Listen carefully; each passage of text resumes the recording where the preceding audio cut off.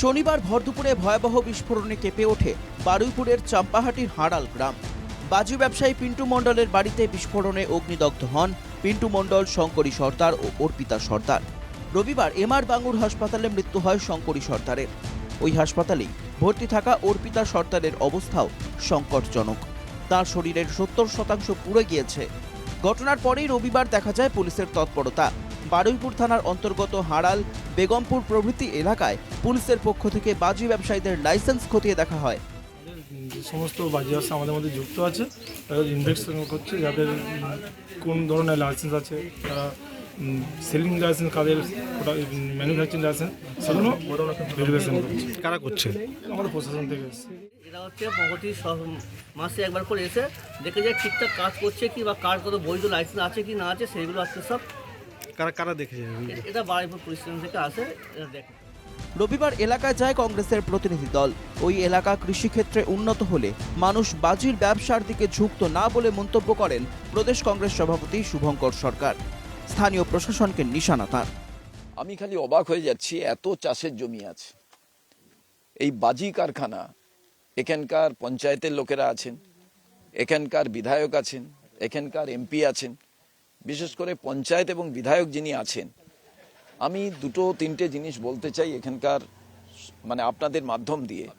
কৃষিকে যদি এখানে ভালো করে ডেভেলপ করা যেত তাহলে এখানকার মানুষেরা এই প্রফেশনের সঙ্গে যুক্ত হতেন না।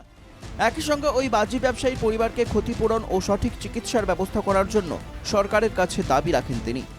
আমি সরকারের কাছে বলবো যে মারা গেছে তাদের বাড়িতে যাতে কম্পেনসেশনের ব্যবস্থা হয়, এবং যারা আহত হয়েছেন, তারা হাসপাতালে ভর্তি আছেন, তাদের পূর্ণ চিকিৎসার ব্যবস্থা করতে হবে।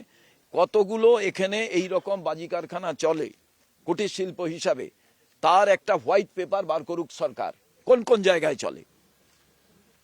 এটা তো সরকার বন্ধ করতে পারবে না, কারণ অল্টারনেটিভ যদি তাদের কাজের ব্যবস্থা না করে, খাবারের ব্যবস্থা না করে, তাহলে তারা এই কাজ করবে।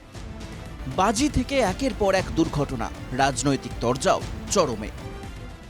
দিওয়ালিতে এগুলো কি পড়ে, কালী পুজোয় কি পড়ে, ভারত কোনো ট্রফি জিতলে কি পড়ে, মোহনবাগান ইস্ট বেঙ্গল ডার্বির পর কোনো পক্ষ জিতলে এগুলো কি ফাটে। তো বাজি একটা শিল্প, বাজি থাকবে। বাজিতে দুর্ঘটনা অতীতেও ঘটেছে, সাবধানতা রাখা হচ্ছে, অন্য রাজ্যেও ঘটে, শিবকাশিতে বড় বড় দুর্ঘটনা ঘটেছে। তো তার সঙ্গে এর সঙ্গে এই জঙ্গি এগুলো মেলানোর মানে কি? যে মারা গেছে নিঃসন্দেহে দুর্ভাগ্যজনক, দুঃখজনক ঘটনা। আমরা তার শোকসন্তপ্ত পরিবারের প্রতি শোক জ্ঞাপন করছি, তারও আত্মার সদ্গতি চাই। এটা সুজনদা ভালো বলতে পারবেন, চম্পাহাটি তো, কারণ ওনার সঙ্গে এখন সাম্প্রতিককালে নো ভোট টু বিজেপিতে যোগাযোগ আছে তৃণমূল কংগ্রেসের। ওরা দুজনে মিলে আবার কি করেছে আমরা জানি। কি থেকে এই বিস্ফোরণ তা এখনো প্রমাণ হয়নি। যদি প্রমাণিত হয় বাড়িতে মজুদ বাজি থেকেই বিস্ফোরণ হয়েছে, তবে এলাকায় সচেতনতার বার্তা বেশি করে প্রচার করা হবে বলে জানান চাম্পাহাটি হাড়াল আতশবাজি ব্যবসায়ী সমিতির সদস্য সৌভিক মণ্ডল। দুর্ঘটনাটা যদি প্রমাণ হয় যে কেবলমাত্র বাজির কারণেই ঘটেছে, তাহলে তো সংগঠনের জোরদার কিছু থাকবে বা সংগঠন কোনোভাবে স্টেপ নেবে।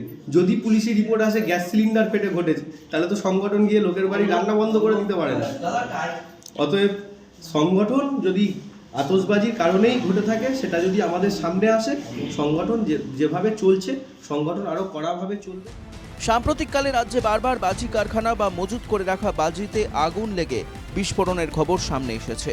সরকারের তরফে এই বিষয়ে সঠিক নির্দেশিকা এনে কড়া পদক্ষেপ কবে নেওয়া হয় সেটাই দেখার। উজ্জ্বল সরকার ও অয়ন শর্মার রিপোর্ট, NK TV বাংলা।